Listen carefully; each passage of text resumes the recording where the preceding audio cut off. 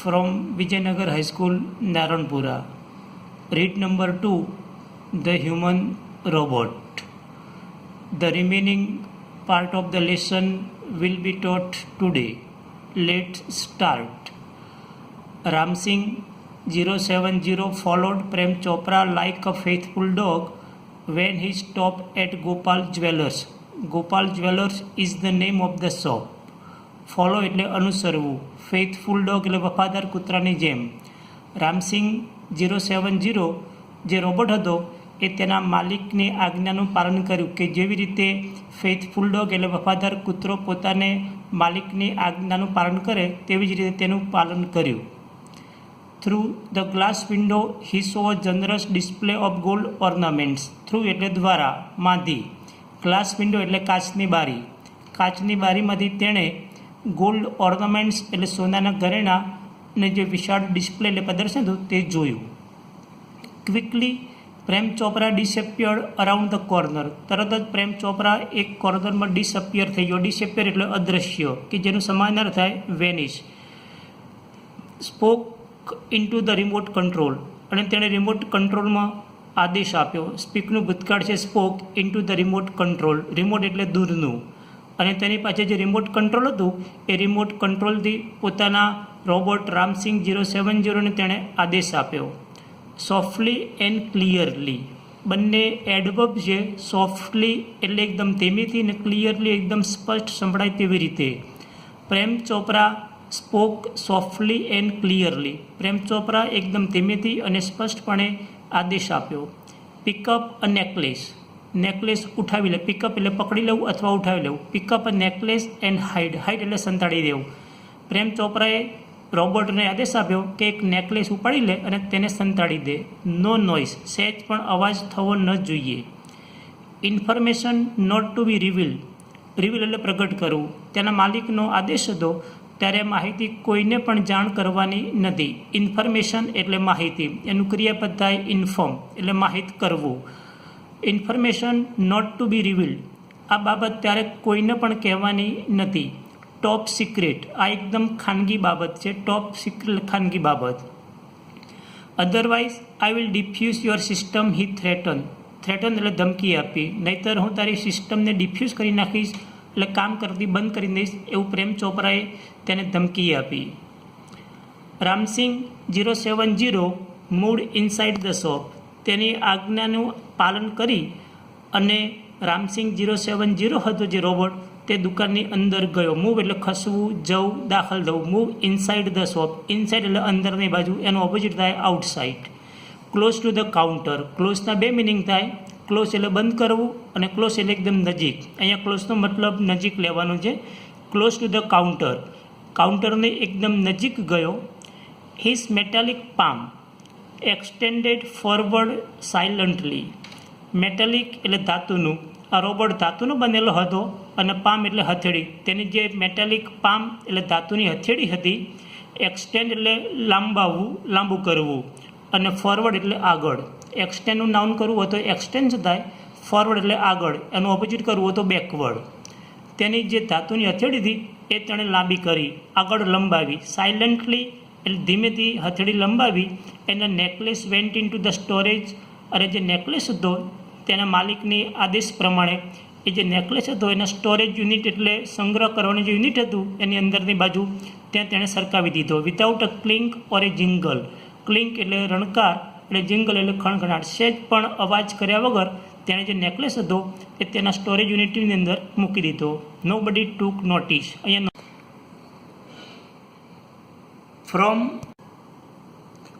From expensive antiques to ornament. Expensive એટલે ખર્ચાળ, બહુ જ મોંઘું. એન્ટિક એટલે પ્રાચીન વસ્તુઓ.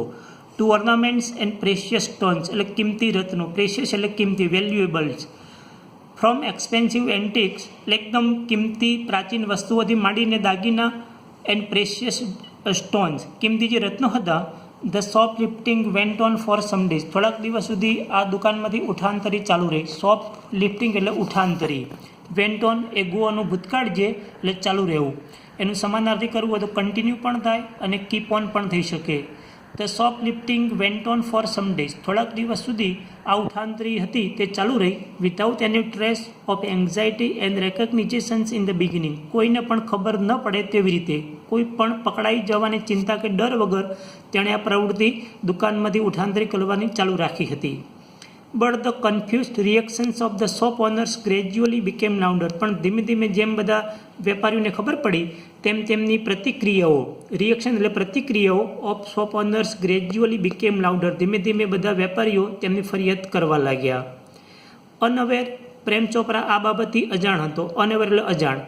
પ્રેમ Chopra went on with his shoplifting spree until a young fruit vendor noticed an expensive bunch of Afghani grapes disappearing inside the metallic blue robot. હવે એક વખત એવું બન્યું કે પ્રેમ ચોપરા આ બાબતથી અજાણ હતો. એની જે પ્રવૃત્તિ હતી તેણે ચાલુ જ રાખી હતી. વિથ હિઝ શોપલિફ્ટિંગ સ્પ્રી એટલે દુકાનમાંથી ઉત્થાંતરી કરવાનો આનંદ. Until a young fruit vendor એટલે ફળ વેચનાર ફેરિયો હતો.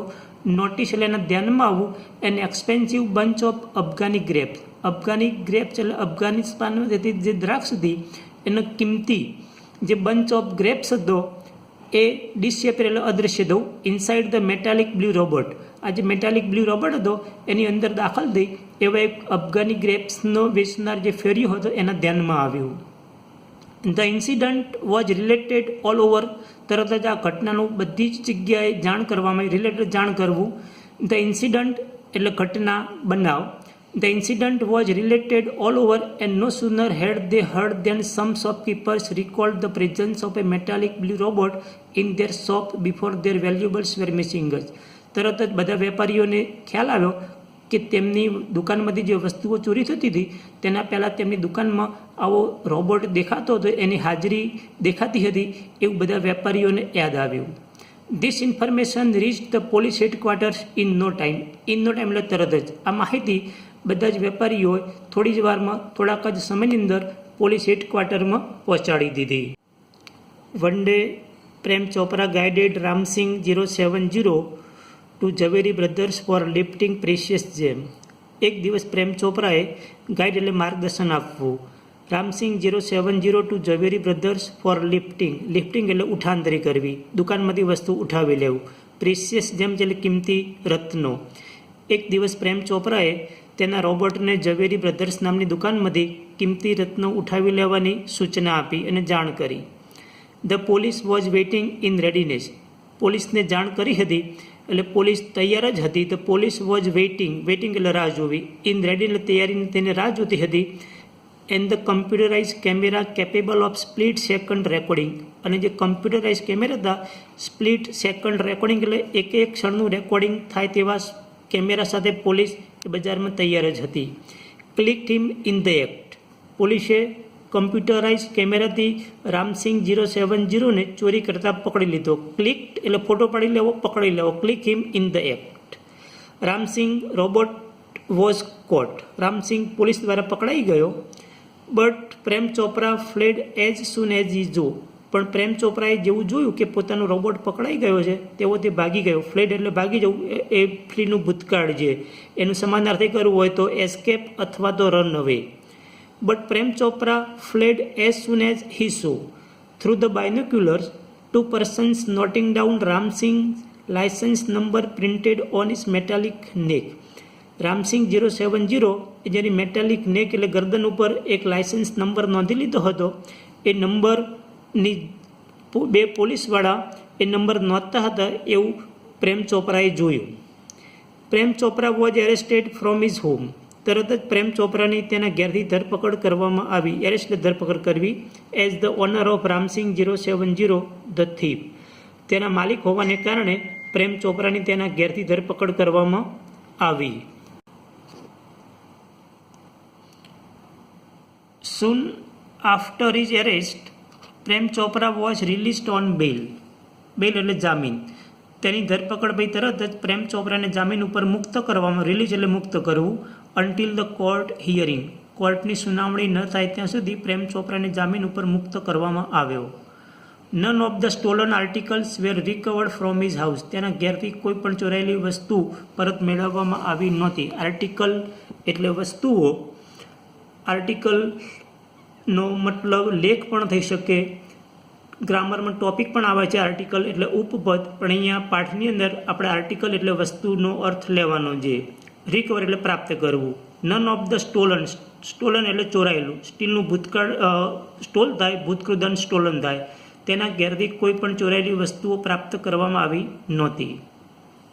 હી had cleverly dispose them of through his gang, જે એની ટોળકી હતી, ગેંગ એટલે ટોળકી, ચોરની ટોળકી હોય એને ગેંગ કહેવાય, મનુષ્યનું ટોળું હોય એને ક્રાઉડ કહેવાય, પ્રાણીઓનું ટોળું હોય એને હર્ડ કહેવાય. હી had cleverly dispose them of એટલે નિકાલ કરવો, ડિસ્પોઝ ઓફ એટલે નિકાલ કરવો, થ્રુ હિઝ ગેંગ. પ્રેમ ચોપરાએ પોતાની જે ગેંગ હતી એ ગેંગ દ્વારા બધી જ વસ્તુઓનો તેણે નિકાલ કરી દીધો હતો. In the court he denied all the charges, જ્યારે એને કોર્ટમાં રજૂ કરવામાં આવ્યો તેણે બધા જ આરોપો નકાર્યા હતા. ડિનાઈ એટલે નકારવું અને ચાર્જીસ એટલે તેના ઉપરના બધા આરોપો. Someone else seems to have tampered with Ramsingh 070's program, એણે એવું જણાવ્યું કે રામસિંગ 070 જે રોબોટ હતો તેના પ્રોગ્રામ સાથે કદાચ કોઈએ ચેડા કર્યા હોવા જોઈએ. ટેમ્પર એટલે ચેડા કરવા. સમવન એલ્સ એટલે કોઈ બીજી વ્યક્તિ હોય, સિમ્સ એટલે લાગે છે. Someone else seems to have tampered with Ramsingh 070's program, Ramsingh 070ના કાર્યક્રમ સાથે કોઈ વ્યક્તિએ ચેડા કર્યા હોય તેવું લાગે છે. The police found me at home, he argued, તેણે કોર્ટમાં દલીલ કરી કે પોલીસે મને ઘેરથી પકડ્યો હતો એટલે મારા ઉપર કોઈ આરોપ સાબિત થતો નથી. The police found me at home. Counsel Goyal cleared his throat, counsel એટલે વકીલ, ગોયલ નામનો જે વકીલ હતો તેમણે પોતાનું ગળું સાફ કર્યું. Counsel Goyal cleared his throat and reached closer to the જજ, ક્લોઝર એટલે વધારે નજીક, અને જજની વધારે નજીક પહોંચ્યા. Considering mister Chopra's explanation, mister ચોપરાનો ખુલાસો ધ્યાનમાં લઈને, and the happenings of the last few days, happening એટલે બનાવ, થોડાક દિવસમાં જે બધા બનાવો બન્યા હતા, and the happenings of the last few days, થોડાક દિવસમાં જે બધા બનાવો બન્યા હતા. When so many jewellers and ક્યુરિયો dealers, કે જ્યારે ઘણા બધા જ્વેલર્સ અને ક્યુરિયો ડીલર્સ એટલે જે પ્રાચીન વસ્તુનું વેચાણ કરતા દુકાનદાર હોય એને ક્યુરિયો ડીલર્સ કહેવાય, હેવ બીન અફેક્ટેડ, તેના પર અસર થઈ છે, have been affected. It seems important to know the working of Ramsingh robot, એવું લાગે છે કે રામસિંગ રોબોટ જે કામ કરે છે એના માટે જાણવું જરૂરી છે. ઇટ સીમ્સ ઇમ્પોર્ટન્ટ એટલે જરૂરી, અગત્યનું. To know the working of Ramsingh robot. I request Ramsingh robot to be called in the court.